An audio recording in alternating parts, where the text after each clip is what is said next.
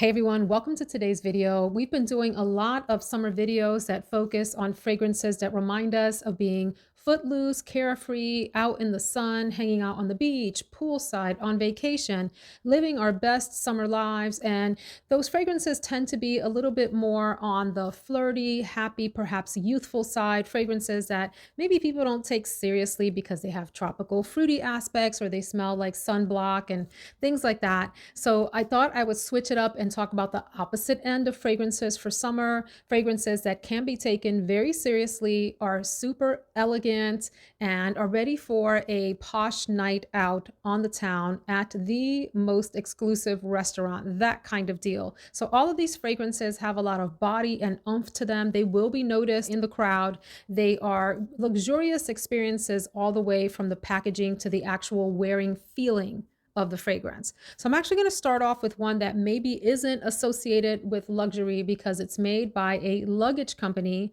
but I have to tell you, TUMI, Tumi, that does like luggage and backpacks and so forth, they came out of the gate with 4 female marketed fragrances that I think are fabulous. You've heard me rave about Utopia and a couple of others from the line, but I have said from the start that my favorite release is Signature. This is my scent of the day. So I definitely love these bottles. They are hefty, weighted bottles that look like the same sort of cathedral-esque bottle that was used by Balenciaga Paris, that same kind of effect where it looks like a cathedral with the ribbing suggesting that kind of buttressed effect, and these beautiful magnetic caps that are colored based on the fragrance. There's different colors, like one is rosy colored and so forth. So this one is called Signature. This is my scent of the day. It is most reminiscent, I would say, of like Creed Aventus for her. It's in that same kind of family, but it's its own fragrance. So it has this very crisp, linear, fresh smelling woody base, and it's topped by citruses, and there's an apple blossom note, but to me it actually smells like apple itself. It's so fresh and invigorating, some florals in the middle, and I believe a powdery note as well. But my primary experience is this super duper linear, crisp freshness, apple primarily, almost like a cedar note in the base. I will look up the notes exactly for you in just a second, but it's citrus, apple, and woods are what come out to me.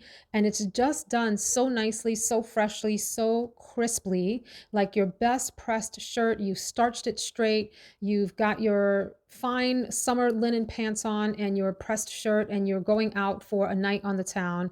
And you're wearing this because you want to smell clean and crisp. So yes, there is cedar wood in the base, just to confirm, amber wood and blackberry musk as the base notes here.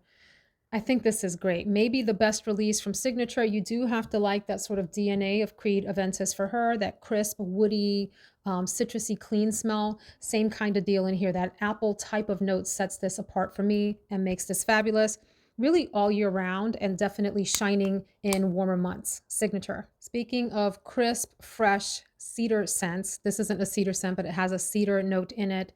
I really adore TRAJAN from Electimuss. So if you are a BR540 fan and all of its sort of varieties, you may be into this. If you're not a BR540, Baccarat Rouge 540, for those of you that are newer to the fragrance world, if you've tried that and you're not a fan of that fragrance, but you want to try something kind of similar, this has enough of that DNA with the sort of saffron and like this like a cotton candy-esque woody nature to it, light and fun and bright, but also like sweet. So this reminds me very much of Baccarat Rouge 540, but this has an infusion of citrus notes, particularly at the top, like a variety of citrus notes as it opens, that makes this a bit more brighter and perhaps appropriate for the depths of summer. Like if you wear Baccarat Rouge 540 in the summer, especially in the high heat, you might overwhelm some noses because that can feel sometimes like a heavy scent profile, even though I think it's intended to be airy and light. This one does actually achieve a bit of a more airy presence. It has some aromatic touches to it. I believe there's lavender in the fragrance, but definitely saffron is prominent, cedar in the base, ambergris. There's warmth to this fragrance as well. The infusion of the citrus into that like saffron, cotton candy kind of airy, woody, sugary scent profile just works in this fragrance. And it's got great lasting power.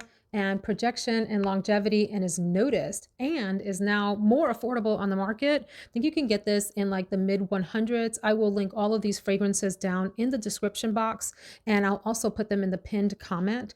Some of these will be linked through YouTube shopping. So if you're new to that, on the screen on the lower left-hand side, there will usually be some kind of like grayish, blackish box that if you expand that, you can see the fragrances listed there that are tagged through YouTube shopping, or you can open the description box and you should see the links there as well. So anyway, beautiful fragrance, and one that I think plays well in a unisex fashion, as does actually all the fragrances that I'm going to talk about today, maybe with the exception of one, could easily be very unisex fragrances. This one for sure, although the sort of citrusy aspects have some bright feminine tones to them, if you will, and the rest of the fragrance is that sort of BR 540 kind of DNA. Quite lovely. One of the crowd favorites from the House of Bois is considered to be sort of clean smelling and loved by men and women alike is Casablanca. And it smells a little bit how this cap looks. This is a fragrance that a lot of people say smells like a hotel lobby, like an expensive, luxurious hotel lobby. Others feel like it smells like a fresh cliffside smell, like a breeze off of a cliff. Others have compared it to a fresh laundry smell. Some of the key notes are mineral aspects, fig, a tea note, there's woodiness in the fragrance. It's also intended to feel like cashmere, like soft, luxurious fabrics. And I think it's all of that wrapped into one. For me, this fragrance also has like a white suede touch to it. I love the advertisements for this fragrance, the video promoting it. It shows someone among like these white architectural features with sunlight on their face. And I think about that smell of like hot boulders in the sun, how you get a certain sort of smell off of that, infused with this soft tea note, infused with this suediness, this warmth to it as well. So it's both like cold and mineral as well as like warm and enveloping. Absolutely unisex, maybe even leaning a tad bit masculine in nature. Some might find this to smell a little bit like aftershave, so keep that in mind. I don't get any aromatic notes in the fragrance like lavender or anything of that nature, but it does smell like sort of aftershave foam infused with a little bit of fig and tea and some mineral notes and warmth and suediness all combined into one. This is another fragrance that's fairly long lasting, projects well, and just reads well in the air. Not a fragrance that's meant to be smelled right up close. Like this is one that you have to be sort of in the aura of it to understand the beauty of Casablanca. So then I have tussled with this next fragrance trying to describe it because it's one of my favorites in all of my collection. My husband and I both think this is one of the most sophisticated scents either one of us have laid our noses on. When I first got this fragrance, I received it in PR over a year ago. I thought it was a little bit odd, but it was kind of like slightly mesmerizing. And then I actually did a full day wear and was like, wow, this is beautiful. Got amazing reactions. This is maybe one of the top compliment getters in my entire collection, and have had to stop myself from pulling for this over and over again as the year and a half or so has gone on. I've worn it a handful of times since then. This is Amouage Lineage. I've talked about it in numerous videos. It is so challenging to describe. Look, I'm about to hear on this, and if you've had any Amouage fragrances, you know they are powerhouse, and it's hard to even put any kind of dent in it because you only need a few sprays of any of these kinds of fragrances from the house. But I've reached for this a lot. This is an intoxicating smell. There's something so supremely clean, refreshing, and nearly like ozonic aquatic at the same time about it. And it has this depth from these resinous notes. There's olibanum, there's myrrh, there's some other resin in it. There are peppery notes. There's ginger for this sort of bright, zingy aspect to it. And it's so challenging to describe. The best that I can ever do is that it smells like the most expensive spa oils coming out of a room where you're paying $1,000 for a massage. I've never paid $1,000 for a massage, but I would imagine if I did, perhaps I'd like the room to smell something like this. It is a super luxurious, clean smell. Beautiful, very strong fragrance, very projecting. It's one of those smells that when it wafts out in the air, people stop in their tracks to wonder what you're wearing because it is so interesting and unique. So at the same time that, you get those resinous vibes from it, there's just this luxurious, amazing, super sophisticated, like an edgy cleanliness, very confident edgy cleanliness that I cannot describe. You have to try this for yourself. Lasts forever, forever. Yes, and even though it lasts forever, I've put that much of a dent in it in just a year and a half or so. So beautiful Lineage. Can't recommend that one enough. Another fragrance that I find incredibly challenging to describe, but I find to be so beautiful, clean, sophisticated, particularly for this time of year as it warms up. I mean, you can wear this, you can wear any of these fragrances year round because they all have enough heft and enough body to carry through any kind of weather. Now, this one is a challenging one for some. Some folks do not like this, so definitely one to sample first. It's the kind of fragrance, if you love it and get it, you love it and you get it. And if you don't, it's just not for you. And this is White Pearl from the House of Oud, which has these sort of like mineral aspects to them as well. This is White Pearl from the House of Oud. This one has marine aspects to it, a pretty strong defined ambergris type of note, which is both like a warm, salty, musky type of smell. Other notes are ylang ylang, rose, let's see here, iris, tonka bean. Oh, wow. It's just clean and fresh, and it smells like a breeze off of the ocean infused with like the cleanest smell ever, and a little touch of vanillic warmth like tonka bean can sometimes lend, excuse me, and a bit of a touch of powderiness. Clean, beautiful summer. I imagine someone wearing a flowy, long white dress.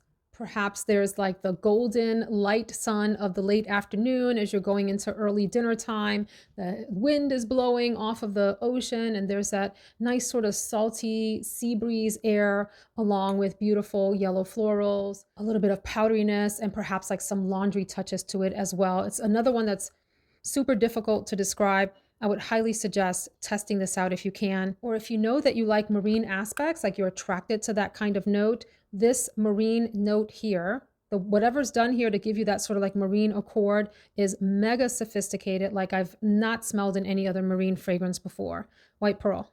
So then I no longer have this fragrance, but I think it is beautiful. It was maybe even a little too much for me, but I got to give it its props. Anytime I wore it, I got a lot of compliments on it. It's very, very bodied. Like if you think about wines and Sangiovese or Cabernet Sauvignon being considered the most sort of full-bodied reds, this was a full-bodied summer scent. And you can wear it in the winter just as well. SOLEIL de JEDDAH Mango Kiss. It had this incredible perfume interpretation of a mango note. So it didn't smell like, you wouldn't smell it and think I smell mango, but there's something sort of sweet and tropical, luscious and exotic in this fragrance. And it's very ambery at the same time. Some of the other notes include a chamomile note, coconut, ylang ylang, vanilla, a resinous note. It is beautiful, deep. If you've tried any Stephane, Humbert, Lucas fragrances, you know what I mean. They mean business. They will be smelled in the robe. You will never forget those scents once you smell them. And you either have an affinity for them and that kind of scent profile, or it's very much not for you because it's super duper powerful. This particular fragrance kind of nailed the island, exotic, beautiful, yellow floral mango deal with the nice warmth from the amber in the background and the vanilla together. So it's both heavy and strong and like intoxicating in a lot of ways. So one, not to spray a lot of. This is like a 2 or 3 spray kind of fragrance, or you'll be in trouble. If you spray too much of this fragrance, so will the people around you. Another one to try out if you're not familiar with the house and its DNA. This definitely has that DNA from the house. So a few years ago, this one got a lot of hype and people don't really talk about it anymore. I think it still deserves some time in the summer sun. This is also, by the way, a beautiful fall fragrance. If you are a sandalwood lover and you like coconut and sandalwood together, SANTAL COMPLET from Fragrance du Bois. This is so lovely. Another one that's sort of like semi-luscious. It has this depth to it, this beautiful creamy woodiness alongside the creamy coconut. The fragrance definitely has some like ambery, vanillic touches to it as well, but it's primarily coconut and sandalwood. Sandalwood more than the coconut. So I would say sandalwood is the dominant note, followed by the coconut, and it has sort of some background warmth from this amber vanilla combo. This would pair so lovely with Coco Bello from Healy, which is now called Palm. If you've tried that fragrance, it's like a green, dry coconut type of deal with some woodiness. If you layered these together, they would be great. This is fabulous on its own. Very unisex. I think this is the kind of fragrance that reminds me of gentlemen in linen suits with their summer hats on and a cigar in their mouth, going off to a beautiful dinner. Maybe they're having spirits at, a sophisticated bar with wooden walls and leather couches first, a gentleman's bar before they go off. Ladies can certainly wear this as well, especially if you're the kind of person that can easily pull off woody fragrances. This is lovely. A step above the rest in terms of the sandalwood coconut combo, and it's giving elegance. Really, any from this next collection would be worth exploring for the summertime if you wanted something sophisticated, both from the scent to the bottle experience. But I've got to go. I really debated, but I'm going to go, I should say, with Atlantide from the Sea Stars collection from Tiziana Terenzi. I mean, just look at this. This could be a good accompaniment to Soleil Blanc from Tom Ford if you wanted just a couple of sophisticated fragrances to carry you through the summer that had a lot of character to them. This one in particular is a beast mode fragrance, Atlantide. Well, it's named after the Atlantic Ocean, right?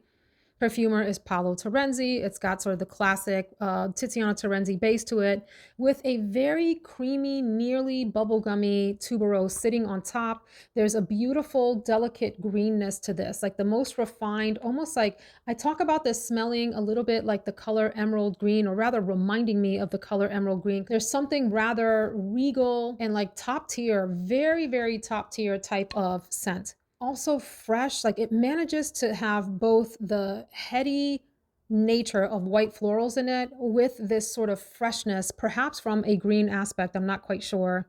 I would even say this has some creamy coconut in it, although it's not listed. And then I'm not entirely sure what the notes are. I have the listing somewhere in my bedroom. The note structure to this is crazy. Like none of the fragrance review sites give you the entire pyramid. I have it in a booklet, and it's big, it's huge.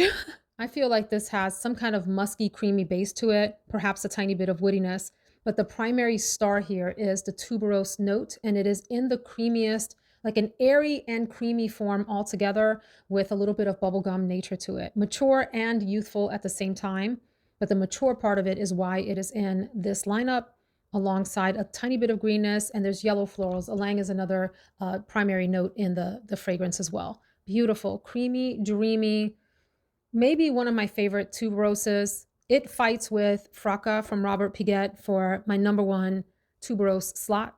And I've got a lot of tuberose fragrances that I absolutely adore. So beautiful. Okay, so I'm going to end with a fragrance that perhaps no one would consider a summer fragrance, much less a summer sophisticated fragrance. Perhaps this is actually a winter scent, but I can't help because of the way that the packaging on the bottle looks, the advertisement for this fragrance, and what I associate when I smell with it to think of this as right for this category. And you'll see it again in the winter too. But if you want something super bold, I think of the balmiest island nights when I smell this fragrance sometimes. This is BANIYAS from Widian. This is like pure unisex sophistication in a bottle. I would venture to say that some women would find this masculine. So please do sample this first. It's got a lot of aromatic touches to it. It's like woody and aromatic and airy and elegant and creamy and dry all at the same time. This fragrance is actually described as a floral bouquet of white flowers that then introduces lavender.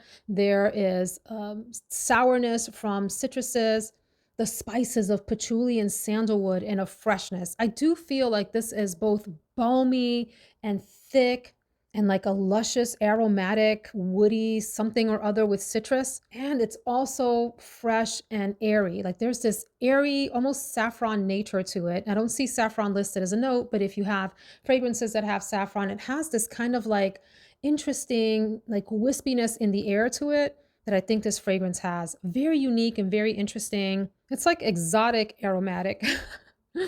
And also has this, it's both dry and creamy at the same time. Very interesting, unique fragrance. BANIYAS, definitely try to sample this. If you're not familiar with Widian and the kinds of ingredients that they use in their fragrance, all super duper high quality oils that are in this whole lineup of fragrances. I have many of them and enjoy them all.